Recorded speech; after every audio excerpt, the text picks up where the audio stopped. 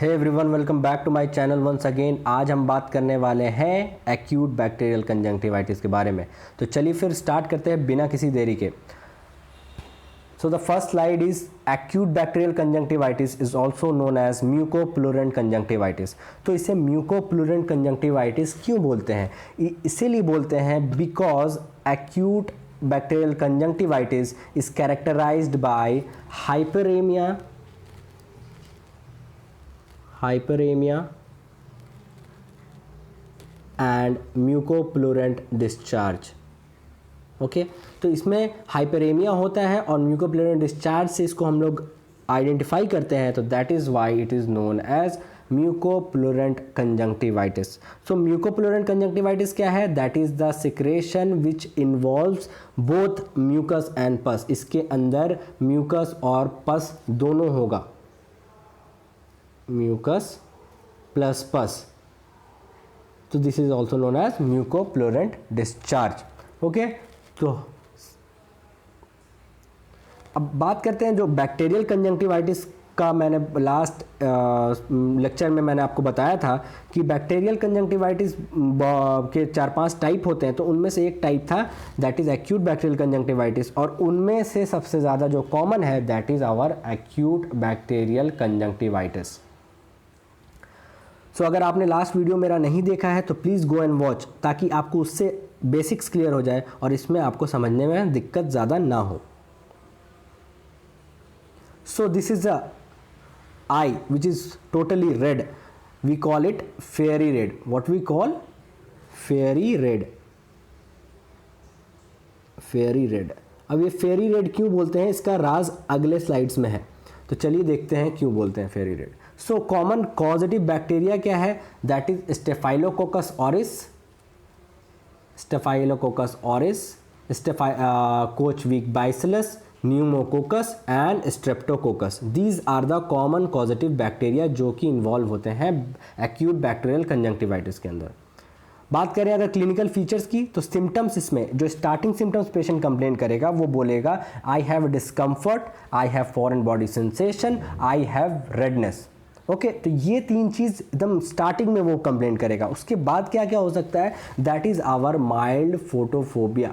We have a mild photophobia, we have mucopurulent discharge, as I told you earlier, we have sticking of the lid margin. हमारा जो lid margin है वो चिपक जाएगा क्योंकि इसमें म्यूकस और पस दोनों है। अब बात करते हैं there will be slight blurring of vision. यहाँ पे ब्लरिंग ऑफ विजन इसलिए देखने मिलेगा क्योंकि आपका जो कॉर्निया है दैट इज़ ट्रांसपेरेंट। हमारा कॉर्निया इज़ ट्रांसपेरेंट, लेकिन यहाँ पे म्यूकॉइड फ्लेक्स जो आ जाएंगे, यहाँ पे म्यूकस फ्लेक्स आ जाते हैं, म्यूकस फ्लेक्स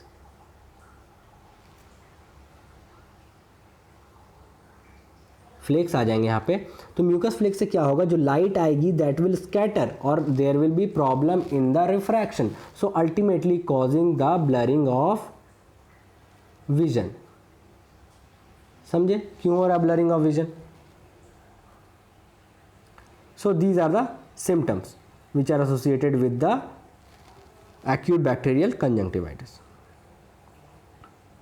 नाउ साइंस की बात करें तो जो आप क्या देखोगे, दैट इज आप देखोगे कि वहाँ पे म्यूकस है, फ्लेक्स है, that is deposit near the canthus और द फॉर्निसेस, क्योंकि यहाँ पे कोई जगह नहीं है ना, लाइक आपका सिक्रेशन हुआ और यहाँ पे आके डिपोजिशन होना ही है। तो these are the like storage कह सकते हो आप, यहाँ पे कहीं पे स्टोर हो नहीं पाएगा तो वहीं पे जाके वो डिपोजिट हो जाएंगे। Congestion is more marked in the palpebral conjunctiva, fornices and peripheral part of the bulbar conjunctiva. तो यहाँ पे कंजेशन जो होगा जनरली वो होगा आपके पाल्पेब्रल कंजंक्टिवा में और peripheral part of the bulbar conjunctiva में। यही एक रीज़न है जिसके वजह से आपका जो सस्पेंस था फेयरी रेड आई वाला वो क्लियर होता है। तो ये बल्बुलर कंजंक्टिवा पाल्पेब्रल कंजंक्टिवा में होता है और peripheral of the bulbar conjunctiva, इससे which gives our eyes as a fiery red appearance. That is very important. Okay, अब बात करते हैं कीमोसिस होगा। Chemosis is the inflammation of the conjunctiva,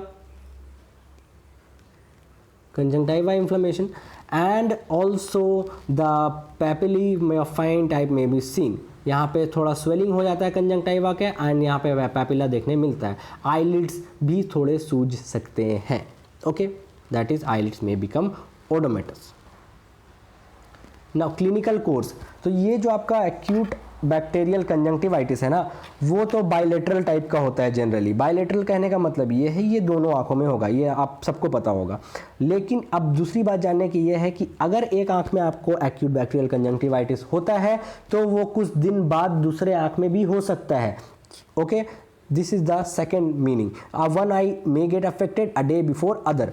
उसके बाद बात करें, it may be self limiting और passes to the less intense form. कहने का मतलब ये, अगर आपने उसको ट्रीटमेंट नहीं दिया, अगर acute bacterial conjunctivitis is not got treatment, तो उससे क्या होगा कि ये अपने आप भी ठीक हो सकता है 10-12 दिनों के अंदर, और दूसरा क्या होगा, it may passes to the chronic form. तो क्रॉनिक फॉर्म में ये चला जाएगा, that is less intense form. यहाँ पे हमें सीखने ये मिलता है, that is acute is always painful. Acute जो भी होगा वो पेनफुल होगा, and chronic is less painful, okay, or no pain at all, okay, got it।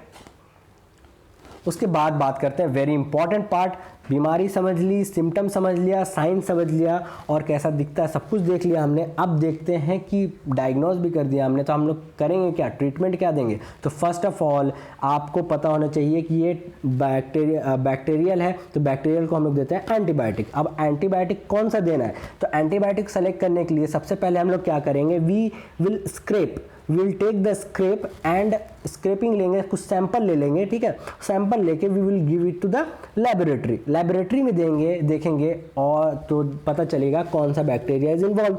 तो वो हमको जैसा पता चल जाएगा कि कौन सा बैक्टीरिया इन्वॉल्व है, तो हम लोग उसी हिसाब का एंटीबायोटिक दे देंगे। लेकिन आपके रेगुलर प्रैक्टिस में ये तो पॉसिबल है नहीं कि आप स्क्रेप करो, लेबोरेटरी को दो।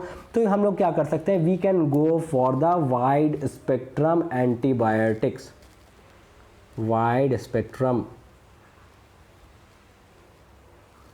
एंटीबायोटिक्स, ठीक है।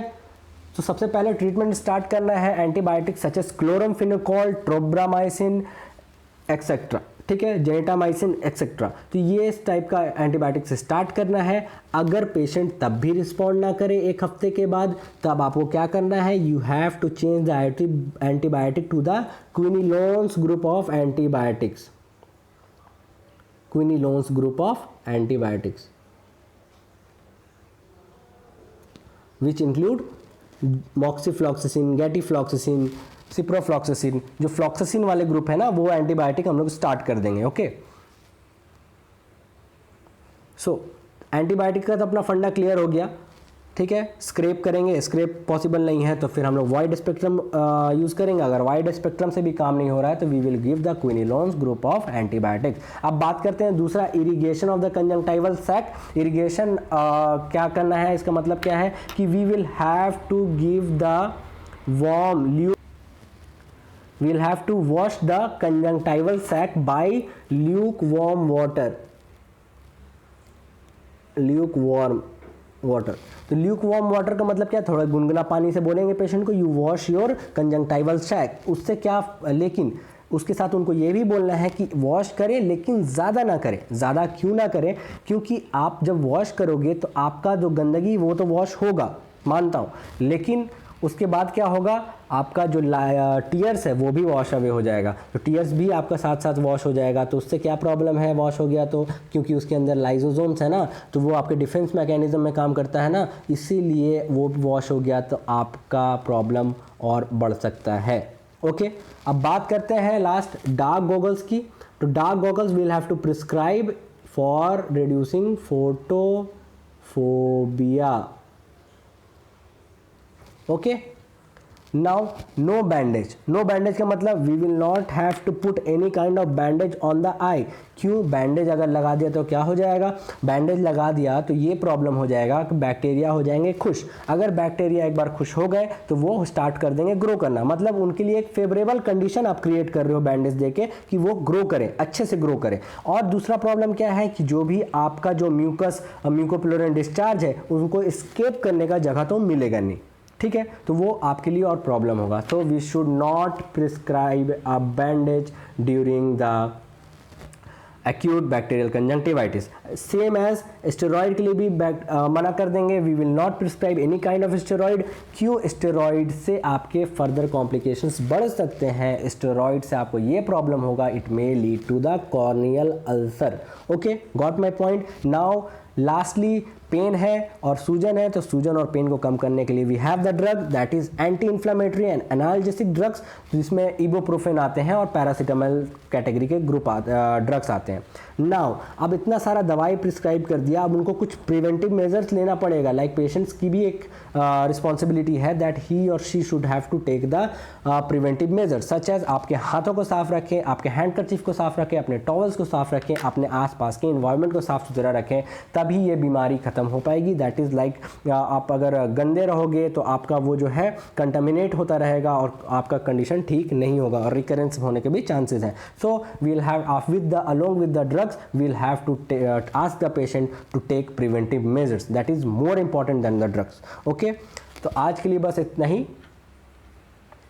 Thank you, thanks a lot. आज आप लोग इतना सपोर्ट कर रहे हो और प्लीज़ मुझे सपोर्ट करते रहो ताकि मैं इसी तरह का वीडियो आपके लिए लाता रहूं। और अगर किसी को पीपीटी चाहिए तो प्लीज़ मैं अपना नंबर आपको दे दूंगा डिस्क्रिप्शन के अंदर, तो वहां जाके चेक कर लेना। You can direct WhatsApp me और आपको मैं पीपीटी दे दूंगा। और कुछ भी चाहिए तो please contact me and please support the optometry. Thank you and have a nice day.